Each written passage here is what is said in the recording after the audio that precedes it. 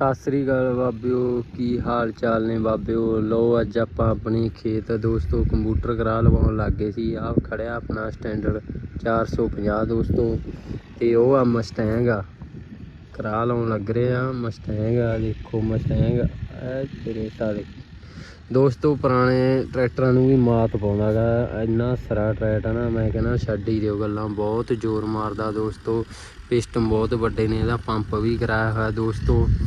ਇਹ ਆ ਲੰਬਾ ਬੜਾ ਬਣਾਉਣਾ ਦੋਸਤੋ। ਇੱਧਰਲਾ ਪਾਸਾ ਥੋੜ੍ਹਾ ਜਿਹਾ ਜ਼ਿਆਦਾ ਉੱਚਾ ਸੀ ਤੇ ਪਰਾਂ ਮਿੱਟੀ ਖਿੱਚ ਕੇ ਲਿਜਾਈ ਜਾ ਰਹੀ ਆ।